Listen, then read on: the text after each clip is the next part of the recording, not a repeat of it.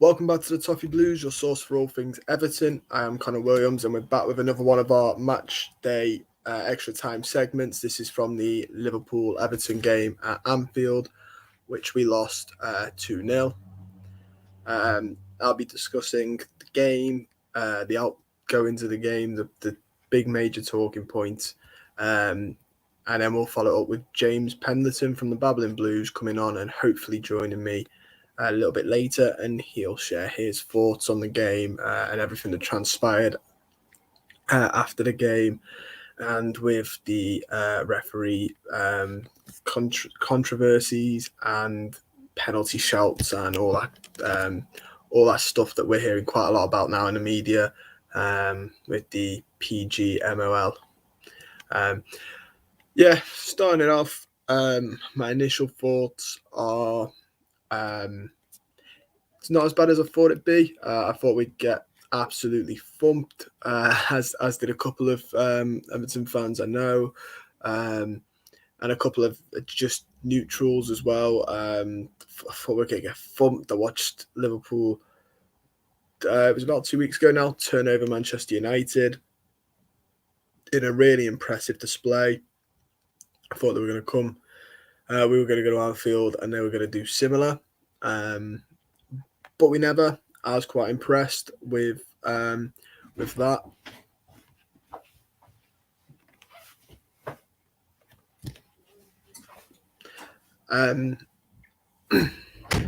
Sorry about that. I was quite impressed with the way that we maintained it. I thought there were bits where we played quite well. Obviously, there's the penalty dispute, which I think, if given, could have changed the game massively. But I think we did well, especially in the first half, to frustrate Liverpool. I've seen a lot of people the media, giving us stick because we didn't go to Anfield and didn't let them walk through us. Didn't let them do a United and just let them pass through us. We were frustrating them. Were they all completely, overhand tactics? No. Was some of the dark arts of football in play by us? Yeah, but when you look at where we are in the table, points are very important. And you look at this Liverpool squad. I don't blame us for using the dark arts in periods. And I was quite refreshed to see it. It made us look a bit horrible. Made us look a bit, moody. And I quite liked it. The idea that we were going to ever go there and try and play fancy football, we've just not got the squad to compete with theirs. And if we'd played fancy football, high pressing football, we'd have got absolutely ripped apart. And then we would have seen a big scoreline. We've seen a couple of times where we go in derbies when we've had different managers, when we try and play the exact same way we try to at most games, wide open. Marcus Silva was another one, wide open. Martinez was another, didn't close up, wasn't contained, and this was of lesser teams than what Liverpool is now, and we got absolutely thumped by them. So I was quite impressed with the game management. Like I said, I thought we'd get hammered. We didn't get hammered. Should have had a penalty, and then in the second half, obviously their goals came. I thought certain players played really well as well. I thought Mykolenko did really well to keep Salah for most of the game. Obviously, he got that assist for Robertson, which, annoyingly, if there's one player that drives me a bit mad, it's him. But yeah, I thought he did really well to handle Salah, bearing in mind he's being touted as one of the best in the world by Liverpool fans. If that's the best in the world and Mykolenko's managed to keep him quiet for 60 odd minutes, then I'm quite impressed with that. And then obviously the second goal came at the hands of, I think our edge dropped a bit after the first, took us a while to reconfigure. And then the second goal came from Origi. I'm pretty sure most Everton fans, when they saw him coming on, were like, brilliant, he's going to score. And looking at it, it's a frustrating one, isn't it? Because I think, I can't remember the Liverpool player, but he scissor kicks it. It takes a big bounce off the floor, and Origi's just there waiting for it. If there was ever a man the ball was going to fall to finish the game off, it was going to be Divock Origi. I can't wait for him to go in the summer. I cannot wait for him to go. But yeah, overall, it's a loss, isn't it? And it's a bit annoying because Burnley won, and obviously when you look at the table, it's a little bit panicky. But I was. It's not that bad. It's not as bad as a loss could be. It's the derby. Realistically, I think we were all sort of dreading it and thinking the worst. Wasn't the worst. If we play, I will say this: if we play like this against the likes of Chelsea coming up, and a couple of the away games, we will get points if we play like this against Arsenal on the last day. I think we'll get something out of that. I think we can get something out of Chelsea at Goodison Park if we play like that, because we were compact as well. We weren't, letting them run amok. This is meant to be one of the best attacking league teams in the league. Their front three are always, being highly praised by everybody, and they can only manage 2 goals. Which shows a lot of how Frank Lampard has set them up. You can tell he fully is behind this approach of beautiful football will come second. So I'm a massive fan of that. I will read some of your comments before I get more into the game. Obviously, I'm going to do player ratings, players who impressed me, players who I think could do a little bit better. And then we'll talk about the penalty appeal as well, and a couple of other controversial things. Everton clips just mentioned it as well. I'll mention probably the aftermath as well. We can talk about that. And like I said, James from the Babbling Blues is coming on to join me. He'll give his thoughts on the game. It's just they should, so it's someone else to bounce off. But yeah, reading some of your comments now. You're right, Erwin, mate. Wonderlust has put our Al-Tawzari helped more of the game than I expected anything to. I think the fact that we're just horrible to them. Carragher can moan about it all he likes, but about Richarlison going down, which, by the way, the one where he says get up, Richarlison rolls his ankle. But I think it was only the other week. Owen sometimes appears on the channel. I saw him tweet saying it was only a couple of weeks ago that Carragher was pretty much writing an article saying how good Simeone and Atletico Madrid are, the dark arts of football. And then when it's done against Liverpool, he's now doing the live comms, moaning, going, "Oh, what is this? Get up!" It's a bit like, it's all right to do it, I guess, as long as you don't do it against them. Everton clip put incoming apology from the FA, Brentford, City, Spurs, now Liverpool. Apparently, the FA want an apology from Frank Lampard for his comments on Stuart Atwell. I don't know how they're going to explain that when everybody saw the penalty appeal. And by the way, I was a little bit worried that maybe because we're all Everton fans, my Twitter was like saying it's a pen. I thought we're being a bit hyperbole, a little bit biased. But I've seen Jamie Carragher admitted it in the studio. I've seen Jamie O'Hara really, really batting for it to be a penalty. I've seen a couple of other pundits say it's a pen. I've seen neutral fans say it's a pen. I've seen Matt Jarvis as well saying, obviously Gordon got a lot of stick as well for some reason. Martin Tyler and Jamie Carragher were going in on him. Matt Jarvis, who used to play for Wolves, was defending him the other day today. So it just shows as well that it's not just, in case anyone's thinking, oh, Everton fans are being a bit bitter. It's not, because most other than Liverpool fans, and even Jamie Carragher admitted it's a penalty. Everyone else is saying it is. So it's quite interesting, really. But for me, it's definitely a pen.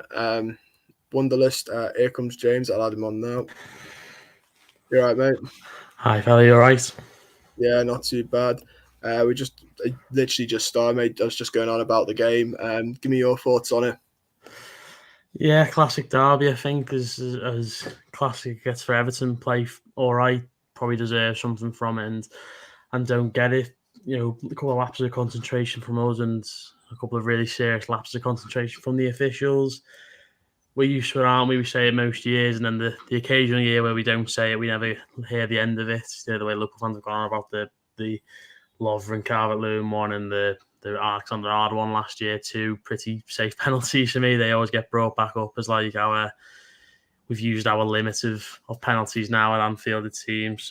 It's just, as I say, it's classic. At the end of the day, I don't think any Everton fan can argue with getting beat in terms of the fact that Liverpool were the better team, but the way that we defended, the way we set up, and the fact that we had opportunities to get a penalty, and I think they were lucky to keep 10 men on the pitch, changed the complexion completely, and I don't think anyone could have argued if we got a point from the game. So disappointing, but when it comes to these games. I'm never surprised. I feel like I've seen everything in the derby, and 99% of it's been negative. So. Yeah, exactly, mate. I was saying this. I thought defensively up until the 2 goals, and even then afterwards, we weren't completely wide open like you see a lot of teams do against them. You see them get one, and normally teams for some reason split like the Red Sea. I thought we did all right up until then. I was just saying. I thought Mikalenko played quite well as well as defensive duties. Obviously, he's marking Salah, who Liverpool fans will tell you is the best attacker in the world, sort of thing. Yeah, I mean, he's the best goal scorer in the world for about 6 weeks, wasn't he? And then everyone went mental saying he was the best footballer in the world. It was just insanity. But it probably is overall the best right side in Europe, you'd have to say. And Mikalenko's been great again. He's really coming on. And I think, if anything, you want to go right back to the very start, it probably just shows that Duncan Ferguson never told some lad on a train that he was championship quality, because it just didn't happen. The lad's done so well, and even with all the stuff that's going on in Ukraine, which is obviously even now still ongoing, he's coming on leaps and bounds every game. I thought he played well on the weekend. Alexander-Arnold couldn't really get a kick out of him now, could Salah really. So I was pleased with him. He's getting better every week, and I think I said when I spoke after the United game, he seems to be like a very David Moyes player, and that excites me for best player in the world. That's what I like to see. So again, another solid performance from him, and you just hope he can keep getting better, and then he can be one of those players who, all goes well and we all manage to somehow come through this season on the other side. You like to just think that you can be one of these players who shows the consistency that 95% of the players we've had in the last 10 years haven't been able to show. We really need to start building a consistent team now. He's played well for 4 or 5 games now, and it just needs to continue. And if it does, then I'd be really excited. But yeah, I thought he played well on Sunday. What did you think of the tactics? A lot of people are praising them. Obviously, we didn't go out there. There were reports that because we had 2 fast centre-backs before Godfrey pulled out, there were reports that we were going to go with a high-line pressing, which made fans a little bit nervous. What did you think of the tactics in the end? I mean, I wake up in cold sweats thinking about high lines at Anfield. I think about Marco Silva's last game in charge when he had Michael Keane playing a high line. It was a disaster. I mean, it's one of them, innit? I mean, Liverpool fans are incredibly, incredibly arrogant when it comes to clubs playing a different style of football to them. They're quick to forget that they won a European Cup playing like this, playing as the worst footballing side, playing at the top table. And who's asked? They won cups doing it. They got into Champions League. I wouldn't care, genuinely. And on the weekend, I thought we were defensive. I thought we were set out really well. The fact that we had a centre-back lost just before the game started, and then to bring a new player in and to still play that well, and a completely different centre-back, better in the air, but on the deck in terms of his speed is chalk and cheese, him and Godfrey, Michael Keane. So I'm absolutely fine with it, and it's not easy to play that way either, because we played against Liverpool defensively in December, and we got tonked 4-1. I had someone come up to me in work today and say it was like Mourinho reincarnated, and I said, well, that doesn't bother me. And to be fair, he was one of the few who I've seen say, yeah, absolutely, why should it? You've got to get points whatever way you can, and it doesn't matter. But as I say, for my money, Liverpool fans are, for a big part, very arrogant about the kind of football you play. And if it's not sort of Gegan press all over the gaff football like they play, then it's crap. Little do they remember they were conceding 3s and 4s with fun when Klopp first came in, because they had no balance in the team, and they've eventually developed into a really good side now. And fair play to them. No one takes that away from them. But the way we played on the weekend, I'm fine with. I don't care. People in glass houses shouldn't throw stones, and if it benefited Liverpool, they'd be fine with it, but they're not. I hope we show that level of fight and spirit every game, and if we've got to show those tactics, fine by me, because against teams who haven't got 12 players, who haven't got 15 players, how many officials made mistakes on the weekend, we're going to get points. So that's the hope anyway in the last 6 games. Yeah, I was just pointing out, obviously Chelsea's the next one. I think personally, I think if we play like that, we could get something out of it. What are your thoughts about playing a similar setup when Chelsea come to Goodison? Yeah, I mean, I can't claim to be hugely tactically astute in terms of how I think, a sort of a low block would fare against Chelsea. But at the end of the day, we're going toe to toe against better managers and better teams, better players. It's going to be interesting to see. We can't go toe to toe with them, because the way they play in terms of having 3 defenders, 4 across the midfield, 3 across the attacking line, I just think they'd outnumber us. And Obviously, it's going to be interesting to see who he plays, whether he thinks Lukaku should come back in, have a bit of a point to prove, but whether he sticks with Havertz and Werner and Mount, which have been a really sort of potent front three for them recently. Chelsea have been really hot and cold, and I just hope we can get them on a cold day because they're definitely beatable on the weekend. I don't know what the fan situation is. I mean, I can't say I've been hugely impressed by Chelsea's turnout whenever I've seen us play them at Goodison, but I don't know what the situation is going to be with them and fans on the weekend, but if they can even bring half the allocation, it's just going to be a cauldron of Everton noise, and that's what I want it to be. So I think Sunday's going to be a really interesting game. And to be fair, it's one of those games where I'd probably feel more confident playing Man United, and definitely Man United, and maybe even Chelsea, than playing away to like Burnley or West Ham or something, because we are just so bad away from home. But we've got something about us at home, and fair play, we played very poorly on Wednesday, but I think that was just the case of Goodison dragging us over the line and getting us a point there. So it is a seismic game on Sunday, and obviously all the things have started now. I'll try and get in early and welcome the coach and stuff, which is fine by me in terms of just trying to create a bit of an atmosphere and show the players how much it means to us. So I'm fine by that, but it's going to be a tough game. We all know that, but hugely winnable for us as far as I'm concerned. Yeah, I agree, mate. And obviously you mentioned before about a draw might have been fair, and you mentioned about chances in the first half. I think it was we actually had better chances than them for all that Martin Tyler likes to pull off the passing stat. In the first half, certainly we had a lot more, a lot better chances, not more, but better chances. And then obviously towards the end, the end of the first half, it all kicked off with Richarlison rolling his ankle, Decore clipping Fabinho, and then the bit I'm leading on to is Mane with Mason Holgate. I assume that might be the player you said they were lucky to have 11 men on the pitch. Well, yeah, I mean, I don't even know what to say about it, really. I mean, normally a hand or a head in the face is normally a red card. Don't know why it hasn't been on this occasion. Beggars belief, doesn't it? I don't really know what to say. I mean, at the end of the day, I don't hugely want to see players getting sent off, that sort of stuff. Mostly the head-to-head stuff. When you see a player go head-to-head and the other fella falls to the deck, it's embarrassing. And the worst one I can remember was with Richarlison on. He's Adam Smith down at Bournemouth, one of Marcus Silva's first games. He got sent off for basically nothing. And I don't want to see players getting sent off, stuff like that. But a hand in the face, I mean, I don't know how it can't be a red card. And VAR is meant to sort out all this stuff, but all it's done is muddy the water even further. And the whole thing about, I know it's slightly off track, but the whole thing about Richarlison getting injured and Jamie Carragher shouting for him to get up is just beyond absurd. And the fact that one of the great Liverpool legends commentates on Everton games, period, is ridiculous.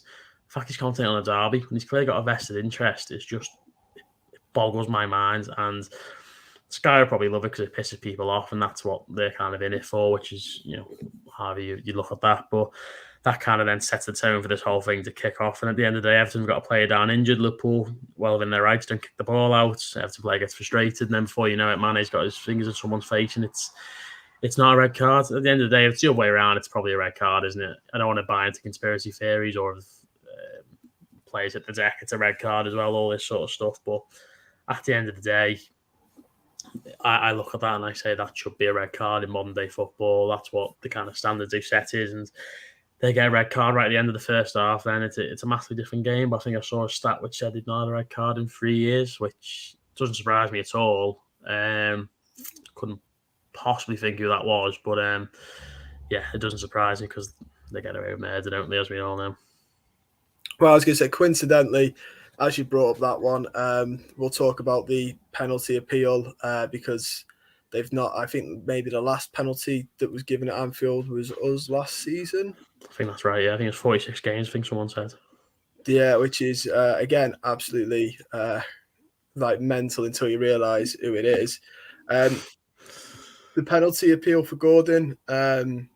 Just talk us through your thoughts on that. And well, I mean, when I first saw it, I thought it was probably a penalty, but I didn't think it was Stonewall. And the more I see it, the more angry it's got me. Really, it's very clearly a penalty. It's a hand. He stood on his foot and he's pushed him. It was like akin to Tyson Fury on Dylan White on the weekend, just a big push on the side. And I can't believe how you get away with these sorts of things. It boggles the mind. And you look at the penalty I've got on Anfield, I think it's 3 since 1937, and the Lovren and Cavalier one quite soft, admittedly, but probably a penalty. The one last season, a bit unfortunate, but a penalty. I can't believe that's ever been a debate.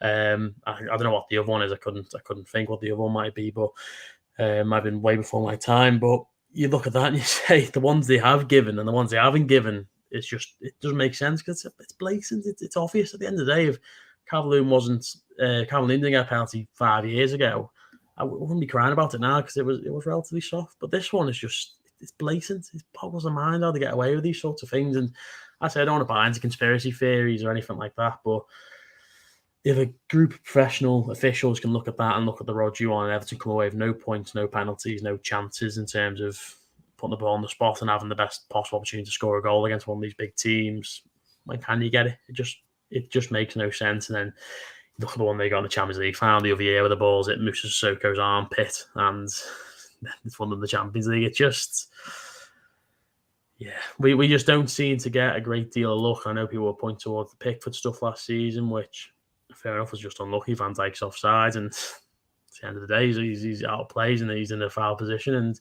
he ends up getting hurt, whatever. But we just don't seem to get the luck in these big games. And again, you see, I like a fever dream seeing the Tony Hibbert on Steven Gerrard all those years ago, but it's a million times worse than that. I think I don't know, you've seen the Mo Salah one on against Aston Villa on the timeline today, but again, I think that was this season. Again, it's a dive, the blatant dive. It was Mo Salah's party piece for years. Mane, Suarez, they've all been at it over the years, and nothing's ever said. Anthony Gordon dives once, admittedly, sure, yeah, gets booked, fair play. I don't think anyone's complaining about that, but it should be an isolated incident. It should be addressed and refereed on the fact that he's been fouled. He can't go any further into the box. It's bad, clumsy defending by Matip, who everyone seems to love all of a sudden, and we're denied the chance to have a penalty at 0-0. So, yeah, I was going to ask, do you think there were a lot of people sort of clamouring at he'd have got that if he didn't go down in the first half on about Gordon? But even then, surely that's not how we should be officiating games on we'll let it slide because you're known for that type thing. Surely that's not a good enough excuse for not giving away penalties, not just to us, but to anyone if that's the case. Oh, yeah, it's nonsense. Like, diving is bad, and it's not been spoken about loads this season, I don't think. I feel like it was a big deal a couple of years ago, and obviously they banned the ass. I think they banned Lanzini. I think they're the only two still to have been retrospectively banned. But you see other ones that don't get booked for it, and it's just insanity. And every time a player goes down, you scream at your telly saying, okay, he's gone down, you've not given a pen, book him then, I'm begging you. Sometimes you're watching, should have tangled the legs. I think a bit like Gordon on Tellez the other week against United, a bit of a tangle of legs in the box. It wasn't a penalty for me, but definitely not a dive either. It's just two players that collide in the box, running quite quickly and turn direction fast. That can happen, but something like that where it's foot on foot, it's a big push in the back. It shouldn't make any difference if you dive 9 games in a row and then the 10th game you're actually fouled. You should get a penalty in 9 bookings. That's how it should work. Before the days of VAR, I'd understand that point a little bit more, but VAR's looked at that and said, this lad's been fouled, we're not going to do anything about it. It's shocking. It's a shambles, and we all know it's bad, don't we? It's not like it's a secret anymore. No, and I think, Frank Lampard did mention that, didn't he, in his interviews. He said, you don't get penalties like that here. And then obviously mentioned, he did go on to say if it was Mo Salah the other end, it'd have probably been given. What are your thoughts on the PGMOL? Basically, we've spoke to them and they've basically said they wouldn't have had a problem if it was given. And then the FA asking Lampard to speak about his comments towards Stuart Atwell. Just give me your thoughts on the fallout of all that. I mean, this idea that they've come out and said they wouldn't have minded if it was a penalty is just... what does it do? I'd rather them not say anything. I'm not arsed. I really don't care what they have to say because the game's gone. Unless we can start the game on Sunday with a penalty, which obviously we're not going to. That would be absolutely ludicrous. And that's the only way I can make up for it. I really don't care what they have to say after the game when all said and done. Unless they come out and say, yeah, we've messed up 4 or 5 big moments in Everton's season and it has played some part of a role in where they found themselves. And just in terms of, you never know that if we get a penalty against Tottenham, make it 1-0 back in October, November time. Rafa Benitez's team might have gone on a decent run and might be well out of this. You just never know. And that can be said for all the teams. I appreciate that. But against Liverpool and against Manchester City is a huge coincidence that those two teams have been having given away massive penalties. A massive coincidence that they didn't want to send anyone off in the City-Liverpool game. I don't think it is. I really don't think it is. And I said I don't want to buy into conspiracy theories. I generally don't believe in them, but something fishy's gone on here at some point, and then Lampard's the one getting punished for mentioning it. It doesn't make any sense. And if it was Mo Salah down the other end, it's a penalty. I don't care what anyone says. You look at some of the putrid dives he's made. Certainly, I think I tweeted about it before. So between 2018 and 2020, those sort of couple of years, it was every week. And it was the theatrics, it was the fall, it was the arms in the air, it was the leg buckling. It was just pathetic, and he was getting them most weeks. It was absolutely ludicrous couple of seasons where anytime you went into the box, you wouldn't even breathe on him because you knew he'd go down. And Mane's not much better for. And as I said, Suarez, exactly the same. Suarez would go down at the, have the breath on some hair. He hit the deck as soon as he could. I think it's absolutely fair enough. Lampard coming out fighting and saying how crap it's been. So since he's taken over, it's been really bad, and the Benitez, it was pretty poor as well. So the standard's bad over the whole league, but it seems like some teams is leveling out, and for us, it just really isn't. Yeah, the Suarez one, I think it's Norwich, is it, where he's down, and as soon as they're on the break, he gets up and he's running. That does the rounds every year or so. And obviously they love it in retrospect, going, "Oh, isn't he funny?" But like every other fan's, calling him a diver and all that. It'd be interesting to see what they do in terms of the FA, in terms of obviously if they say to Lampard about his comments, because surely he's just going to say, "Watch the clip back." Do you think it's Do you think the mistake's been made? To sort of punish him, they'd have to not only back Stuart Atwell, but back him enough that they could also then start to turn it on. You're out of hand. You're bad. You're out of order, really. I just can't see them having that much, with obviously video evidence that it was a penalty and it should have been given, to actually do anything with him. Maybe they'll just say, mind your tongue sort of thing. Well, I mean, they backed themselves into a corner here, because how can you then say to him, right, you're going to get banned for 2 games from the touchline or something? That's the worst that can happen for a manager, because they don't care about fines, do they? It's chump change for these people. They get fined 25, 50, 100 grand. It doesn't matter. They don't care. I don't even know what happens to these fines, whether they can get paid in installments, whether they get paid over years, over the end of the season. I really don't know. So they mean nothing. I think they just have to come out and just say, look, we've made another mistake here and we're going to have to try and be better. All they can say, really, doesn't make any difference to us, doesn't put points on the board, doesn't give us chances in big games that we've missed out on because of these issues, which are just persistent whenever Everton are playing at the minute. It feels like it's hugely frustrating. But at the end of the day, pundits talk about players, pundits talk about managers talk about players, managers talk about pundits, journalists. Everyone gets stick. Why can't referee get stick? I don't know what happened to Jurgen Klopp when he said it was a Kieran Tierney basically hates Liverpool, which, I mean, I refuse to believe any referee doesn't like Liverpool. It seems like it's ingrained in their DNA to help them in every which way possible. But I don't know what happened to him after that. I don't believe anything from what I was reading earlier. So it's all just a big disaster. And I think they have already said that they're going to do a big reset of referees and the whole system over the summer, which is in dire need of it, because it's one of many things just killing football at the minute.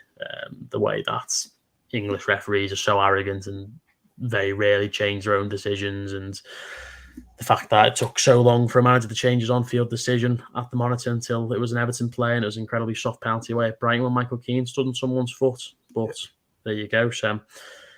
It's I think when it never just rains, it pours, and I'm sure some bad decisions have gone our way, but it's hard to see that when it feels like every week you're getting pelters from the officials, and it makes it a lot harder to pick up points in an already very hard league. Yeah, it's interesting you mentioned the Tierney one. I think that's the one, isn't it, where he's even before he goes in the back, he's gone up to him, hasn't he, and said something like, "You've never played football," or something like that. Basically insinuating he doesn't know the rules, and I don't think anything did happen, whereas Ancelotti questioned Chris Kavanagh, got a red, and I think coincidentally he's probably one of the referees that if they were doing a reshuffle, I'd probably shuffle out Chris Kavanagh.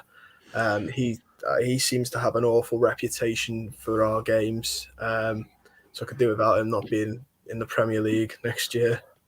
Well, it's even just stuff like when Mike Dean referees us or Liverpool, it's like, I know he's not a Liverpool fan. I firmly believe he's not a Liverpool fan, but you can have family and friends who are big Liverpool fans. I know you can't stop that, especially with the big clubs like United and Liverpool, because you can have family and friends. But if the rumours are true that he's got close family who go to Anfield, there's another referee, I can't think what his name is, who has got very. I don't think it's Chris Coward is the referee who has got very close ties to the Manchester area, and there's a video of Is it him. Anthony Taylor? It might be, yeah. I mean, he's one of the few referees who've got hair, so I can't remember what his name is. It might be Anthony Taylor, but he looked very disappointed when Spurs beat City a couple of months ago down at the Etihad, and he made another very peculiar decision in City's favour. And it's just like all up and down the country. It's just I don't know what the solution is. Whether it's to get foreign referees over, whether it's to get an entire reset, whether now Mike Dean's gone, they can stop this celebrity refs idea and just forget about what referees are called. You don't need to talk about them, just let them referee the game, let them get on with it. I don't know what the solution is, but it is just so poor. And it's the inconsistency that annoys you the most. You'd think if everyone got booked for diving, or every manager got picked up on for something they said negative referees or not at all, you'd feel less aggrieved, but it's the inconsistency which just it winds you up to no end, doesn't it? Yeah, and to be fair, I think foreign referees is something I've been in favour for a while. You've got foreign players, you've got foreign managers. If the English referees weren't a problem, I wouldn't, be. But like at this rate, when you see the European and the international tournaments, and you see some of the referees there and how capable they are, which especially I think it was the Euros last summer that highlighted to me sometimes just how poor the English officiating is. And if you've got foreign players and you've got foreign managers, I don't see the issue with allowing a couple of foreign referees in. No, I'm fine with that. And even foreign, I mean, there's a lad, I think his name's Jared Gillett, who's come over from Australia. I think he's been managing the Championship and he's done bits in the Premier League now. And it's like, foreign lad in there, no ties to any club over in this country, just get them in. Whenever I watch Champions League game, you always just feel like a referee's got more control over the big games and the big moments because they're going away to the one, the Metropolitan, and the refereeing 15 mad South American players every week in the big competitions, and they've got nerves of steel and they're not going to stand up for any shite, and they're man enough, importantly, to admit a lot of the time when they're wrong. So I'd be absolutely all for that. Something's got to happen. I don't know what the solution is going to be. But I think the days of your Mike Dean, obviously, is retiring after the days of your Mike Deans and your Kavanaghs and even people like Stuart Atwell, I just feel like it's over for them because they have just been so poor for so long now. So we'll see. Yeah, going back to the game now. Give me your players who you were impressed with the most. I'd say Mikalenko played well. I was impressed with his performance. For obviously, Anthony Gordon was one of the best players on the pitch. Never mind Justin Blue. John Pickford didn't have a great deal to do, did he? A couple of saves at most. And I just think as a unit, that was what I'm most impressed by. And that's what mostly impressed me against Man United. Against Man United, every player played quite well. I think yesterday, pretty much everyone had a pretty good game, but just as a unit, we played well with the standouts, to say, being Gordon and Mikalenko for me mostly. Alan less so. I found it quite funny. He only made 2 passes, and they were both from kickoff. I can't even imagine playing a game of football and only passing it the ball twice, like at any level.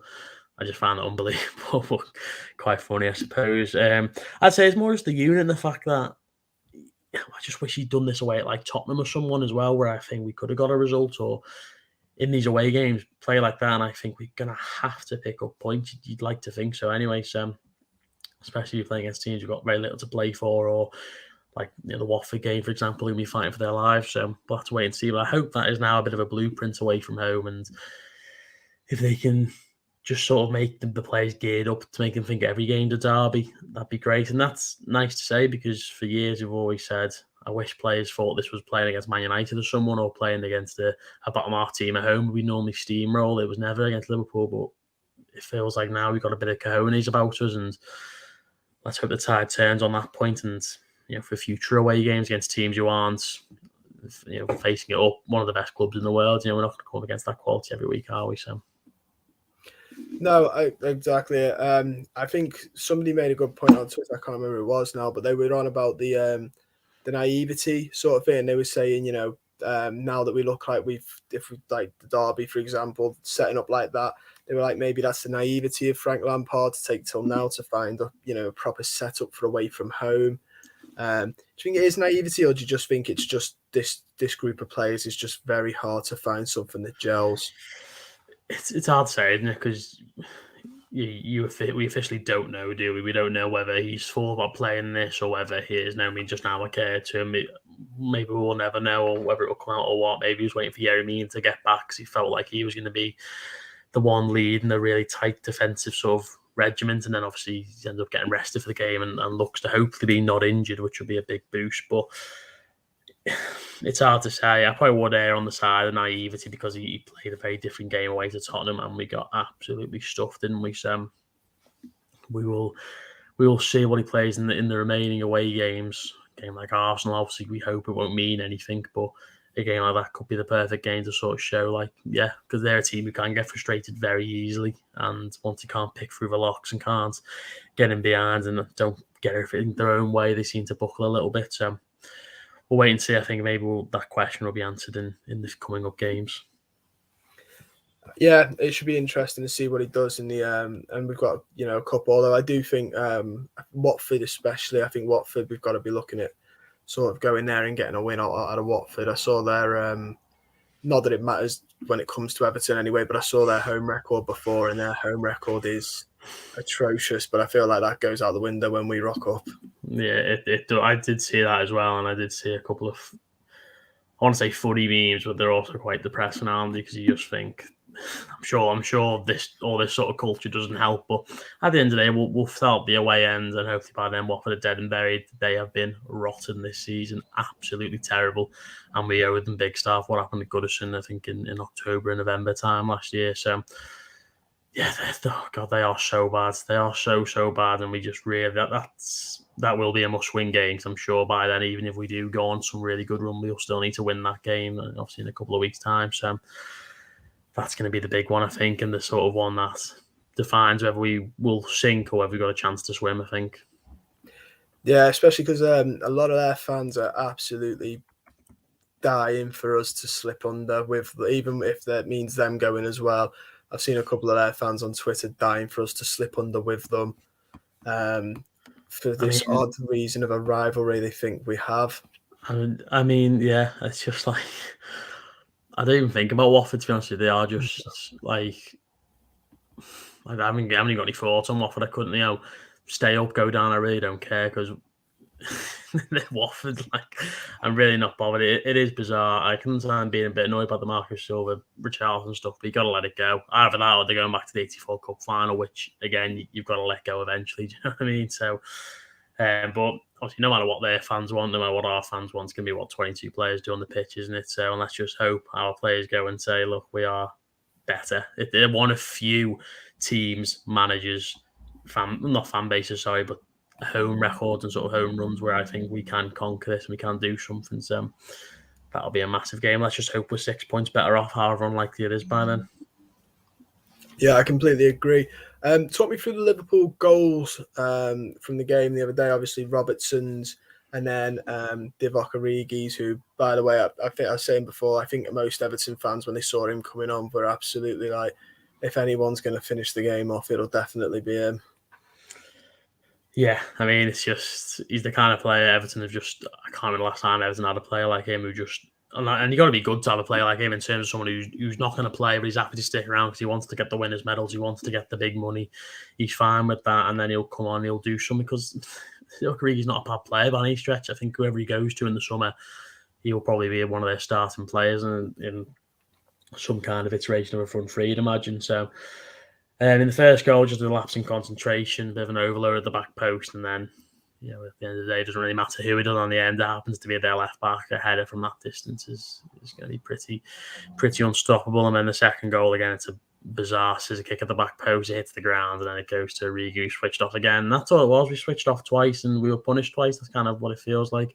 Liverpool switched off 2 or 3 times. We didn't punish them because we're just not clinical enough. And then the one time when we were clinical enough, we got him behind, we kept control of the ball, and the goal broke away a couple of times. He's been fouled. Should have got a penalty for one of them, and it didn't happen. So I wouldn't overanalyze the goals. I don't think anyone made a glaring error in terms of the actual build-up and make-up of the goal. I just feel like as a unit, we switched off twice, and you get punished. You might not get punished if you switch off twice against Palace or Leeds or Newcastle or Villa, Watford, whoever it might be, you may not, or most likely won't get punished if you slip up like that.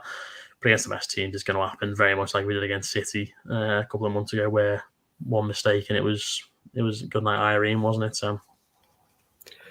Yeah, I think that's what it comes down to, is just obviously quality in teams. Like you said, if we're playing one of the lower quality teams, you might get away with that type of stuff. But against Liverpool, whose team is of a high quality, they're going to punish you. And annoyingly, the quality is on and off, coming off the bench as well. Luis Diaz was quite impressive when he came on, which is an absolute sucker punch when you think back of the rumours of him coming to us in the summer. It's an absolute sucker punch to see, and his touch as well. The one where he hits it with his back heel is incredible. Yeah, I mean, whether you believe the rumours that it was James Rodriguez who prevented that deal from going through, I don't know. I don't want to sort of conspire to think of what could have happened there, but at the end of the day, we picked out a rare good player for us in terms of someone who's bossing in the league, which needs money and is happy to take 20-25 million for an absolute gem. I don't buy this idea that Liverpool have found some absolute unbelievable superstar on earth, some incredible footballer. I think he was the Portuguese best attacker in the Liga NOS last season, lighting it up for Colombia, doing really well in the Champions League, doing brilliantly in the Primera. He's a great player. It's understandable he's costing 50 million. He looks really good. It's just another what-if story to add to the the Riquelmes and the Girouds of this world who've just let Everton down time and time again by not getting it over the line. But as I say, I struggle to say whether I think it's our fault that happened, whether it's James Rodriguez or whatever. But at the end of the day, we've ridden our luck of our recruitment the last 5-6 years, and at the end of the day, we probably deserved to miss out on him, didn't we? And he would have been far too good for us. Yeah, I was watching him the other day when he came on, and I was thinking when he was running, I was thinking, I wonder if he wonders what if, as he's currently in the current situation now, where they are, where we are, and he's running towards us. I was wondering that, like, does he think, what if? Thank God, whatever reason. Because I think even if he did join us, he'd have helped, but I don't think he'd have been all the answers to our problems this season. And I don't think we'd have been where he is now, currently fighting for the league and potentially got a quadruple on the hands. Yeah, I mean, it's really hard to say. I think it would have obviously massively improved us, but I think I've learned massively over the last couple of years that players work well in different systems, and whilst our system is crap, I'm not saying it's a particularly visionary system or we're a super team of any degree, but you look at players who Man United haven't signed massively over the last couple of seasons, and you say, well, why didn't they go get them? Liverpool, City, Tottenham, they've all gone and got them and done really well, but it's never a guarantee, is it? Alexis Sanchez was the best footballer in the Premier League, and then he went to United, and he's now doing nothing, isn't he, over in Italy? So it's just one of them, isn't it? You never know how someone's going to work out, and I try not to lose too much sleep unless you kind of think, right, this player's bona fide, going to work in this system.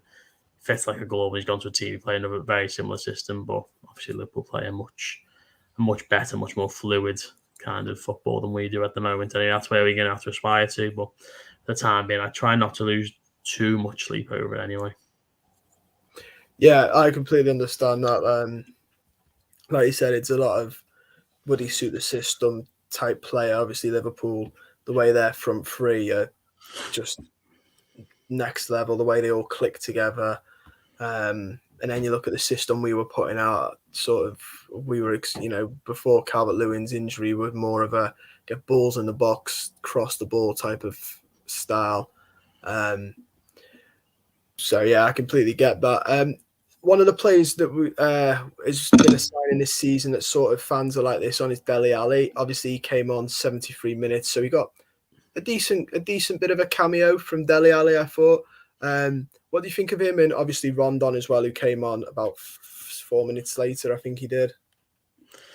I mean, both of them did really well on Wednesday. I thought for the goal, Rondon overall was quite good, and I think with Rondon, it's an interesting, because I actually thought he was quite a good sign. I didn't know how good he was going to be, but it was very much unfortunate for him because he came and he was playing as a target man, and it was kind of like he didn't have a great deal to do every game, and then he was played a lot sooner than he would have wanted to have been, and all this. And if we were like 12th, 13th by now and if he recovered, I'd kind of be saying, look, just give him a few games, see what he's like, see if he's going to be worth keeping around, because I quite enjoy having a bit of an older player and a bit of an older statesman who gives you something a little bit different. That's not quite worked out. I thought he did okay yesterday. I can't say I think he was anything more than that, and very similar to Dele Alli. I mean, he did so well for the goal, and when did I think he got anywhere near enough credit for what he did for the goal, going chasing down a blind alley and putting a great ball across. And it just feels like Sunday could be massive for Dele Alli because he absolutely loves a goal against Chelsea, and that's why Tottenham fans loved him so much, because he scored braces. He scored at Wembley against them. He scored another brace in a win at Stamford Bridge. I seem to remember the first one there in umpteen years, I'm not sure, but he absolutely loves a game against Tottenham, and he is due a big moment at Everton, an arrival moment, and he's going to need more than 48 minutes to find that out, I think. And it makes you think, why is he signed? Maybe he's not going to play, and maybe he thought we'd be doing better and he could sort of bed him in a little bit more. Maybe he's resting him, maybe he's managing him a bit better. I really don't know. It's a confusing one, but he's going to have to start a game, I think, for him to do something. It's coming in and playing number 10 is just so difficult. I remember Ross Barkley was a terrible sub the few times he came on, because it was just like he couldn't get to the speed of the game. He couldn't get in positions. Teams are playing deeper and moving around from where they were at the start of the game. It's all just different. So I think Dele Alli is going to be the man who can really provide a stellar sort of saviour moment. That's what I'm kind of hoping for from him. Less so Rondon, but I thought they did okay. Yes, they'd probably, if we were a bit higher up in the league, I think they'd probably both be due start at some point, because they have come on and done all right in the last couple of games. Yeah, I think fans are sort of. I think it comes down to what you've just said. If we were in a bit of a better position, maybe we'd seen him a little bit sooner. I think fans definitely want to see a bit more of Dele Alli, because a lot of fans were excited by that. But it's sort of, do you change the system once again? I think Lampard's got something, as the last couple of games we played the same system, something that's working. Do you go and upset that just to put in somebody new? Fabian Delph didn't start. Obviously, I thought he might do, because that's how we'd been the last couple. He offers that bit more defensive solidarity, and obviously this is Liverpool. Were you surprised, or do you think it's the same sort of reason we don't see Yerry Mina, which is that he's saving him for the more winnable? Yeah, well, I was going to say exactly that. I think it's probably just a Yerry Mina situation. I think as well with Decore, you need that energy when you're playing against Liverpool, because you've got to do a lot of running.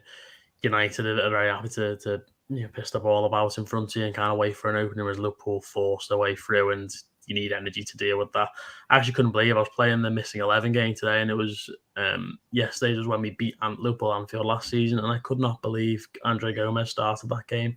I couldn't believe we got away with starting such a crab in midfield. And then same with James Rodriguez playing ahead of him, two players who literally can't run, beat Liverpool last season, which just beggars belief, because it's like whenever I see any team give Liverpool a game, they've got three absolute dynamites in centre mid, and we had players walking around their hands and knees after 5 minutes last season. So I'm not entirely surprised, and I just hope again, say with me, that he's 100% fit and he's ready to come back in, because again, you've got to manage him a little bit, haven't you? This is the longest run he's played at Everton since he first arrived. I think if he were to play on Sunday, you'd be looking at a kind of a record for Fabian Delph, which is incredibly sad. But look, if he helps us stay up, then it's been worth it. Yeah, it definitely has, hasn't it? I just decided. Yeah, like it's absolutely mental that the likes of him and Iwobi are sort of Iwobi's having a rejuvenation, but like that we're looking at Fabian Delph now and resting him for the bigger games. If you said that a year ago, that Fabian Delph would be the type of player that you don't play because you need him for other games, most fans would be like, I think most fans would have laughed. Yeah, exactly. I mean, and with Iwobi, it's similar to Mikalenko, who's bedded in for 4 or 5 games now, and you just kind of think, right, keep it going now, because you could be a really important player for us. And I thought he did all right yesterday as well, to be fair. But I think with Delph, you do just have to manage him, don't you? You can't put him in for too many games in a row, because, quite famously, he couldn't fight sleep, could he? So you breathe on him and he's injured. So we'll see what happens with him, but hopefully he's back in the lineup for Sunday, if that's the kind of style and sort of pragmatism Lampard wants to go for. Who do you see him dropping out if he was to come back into the fold? Probably Decore, to be fair. I mean, I thought he looked all right, looks a bit more all action than he has been, but I thought for a good 5-10 games he was really poor, Decore, before he did get dropped. and it was very much deserved. And on the ball, he is just terrible. And I've said this a few times now. He can't have the ball in a pressured area, and it's kind of like you say, well, that's what Andre Gomez does, but Andre Gomez cannot do that. It's what Tom Davies has shown he can do, but it's what Fabian Delph and Alex Roby definitely can do, and have shown relatively consistently that they are able to do that. Pick the ball up, turn, play a good progressive pass forward, or if not, keep possession. Don't just do something stupid with it, or give it to a fullback or a centre back like Abdoulaye Doucouré does so often. So I'd probably suggest Doucouré, to be fair, but it kind of depends what kind of system you want to go for, and maybe even crucially who Chelsea play. Because you talk about Crabs, Jorginho is perhaps the slowest human on earth. So I'd be interested to see how maybe a bit of more of a dynamic midfield would work against him if he thinks he's going to be the one playing. Yeah, and they come off a disappointing. Chelsea have come off a disappointing run as of late as well. Obviously, they beat West Ham, but the 4-2 loss to Arsenal in the midweek was quite shocking. And obviously, there was footage, wasn't there, of Azpilicueta having it with some of their fans as well. They seem to be very hot and cold, don't they, Chelsea, this season? Well, they play United as well, I think, on Thursday. So, yeah, I want to see players get injured, but I always like to see a hamstring for a Mason Mount, or I wouldn't say one of the strikers actually, because Lukaku's bound to score, isn't he? But, like a Kovacic or a Mount, or I don't even know Reece James. I think Azpilicueta played left back the other day, didn't they? So someone like Rudiger. It's just, they've got 2 games in hand, I think. So they've got a couple of games to make up on a lot of teams, and they're playing a game on Thursday, they played on Sunday, they played in the week last week, and obviously they got beat. So it'd be really interesting to see how they get on Thursday. If they were to lose that game, you'd think we've got to be confident of getting something here. And Lampard as well, as much as he loves them, he'll have a big point to prove, won't he? So there's going to be a lot of storylines going into Sunday, and I just hope the one we write is a positive one. Well, especially when you look back at when we went to Stamford Bridge, we were, the team we put out there wasn't exactly, it wasn't bad, but I think we were all sort of didn't expect such a good result. I remember the lineup came out and people going, "Oh, that's it, we're done. What's that lineup?" type thing. And then to get a 1-1 draw there was quite impressive. I think we had like Braithwaite, didn't we? Ellis Sims started, I believe. Yeah, I mean, I remember. Yeah. I think Spider-Man came out that day in pictures, so I was watching Spider-Man. I was checking the score, I was getting a few looks, but I believe I was out watching Spider-Man. I remember COVID was really bad, like it was rampant, and he's seen people the week before Christmas risking their Christmas Day going to watch Jared Braithwaite, John Joe Kenny, Ellis Sims playing away, an absolute suicide squad travelling to Stamford Bridge against the European champions, and we came out with the most unbelievable Benitez result you could ever envisage. So I don't know. I've got really torn on Chelsea because they've got some good players, but they seem to lack massive balance. And when they have a couple of players out, Rudiger, Reece James, Chilwell, they just seem to be so hard to replace. And I say you hope that they could be down to the bare bones again on Sunday, because it'd be massive. But yeah, we saw a big game against Chelsea under Duncan Ferguson as the kind of rejuvenation of that season. And let's pray for another, eh? Yeah, exactly. That Everton lineup as well had a midfield dynamo of Doucouré and Gomez, which is absolutely mental. It's like 2 players you can't can't pass the ball. One player who can run for days for sure, but then another fella who's, as I say, coming out on his hands and knees, just like not doing anything. So I wouldn't have thought Gomez had played that game, to be fair. I really can't remember much more of the lineup other than the fact that you got players like Ellis Sims making the debut. I think Lewis Dobbin came on as well. It was just, ragtag bunch of misfits. Even Gbamin got a cameo off the bench as well. Yeah, Gbamin, unbelievable that when you think about it. What an insane team, and I think they were probably relatively strong. I remember Pickford made a couple of great saves as well, to be fair. Probably his best game of the season, that potentially. So, let's show for another one on Sunday, eh? That's all we can do. Yeah, I completely agree, mate. Before we round it up, I'm just going to ask you, give you your thoughts on the derby and then your prediction going forward at Chelsea at the weekend. I thought we were very good value for a point against Liverpool. I thought we were good value for a point against West Ham as well a few weeks ago. I thought we were good value for a point against Burnley at the very least. So I think we're on a decent run of, if we're not putting quite good performances, generally speaking. The Leicester game wasn't quite so, but we got a point from the end, so I don't really care too much. I thought we did well against Liverpool, and it's just going to be interesting. Lampard's made some brave decisions. It's what I said he had to do, because we were kind of in this in-between of, wanting to play good football but not being able to, so it's just kind of pointless. Whereas now he's making brave decisions. He's playing the left back. I'm sure he would be playing Patson if he wasn't injured, but we kind of deserve that one, I think. Gary Mina's come back. Donny van der Beek's going to come back. It feels like we just really now just need to pick up 2 or 3 wins and just kind of say, no more excuses now. You'd like to think referees are going to be sort of on the case. We're not playing any more of the big boys this season in terms of the top 2. And let's just hope we can get a bit of luck. That's kind of what we need.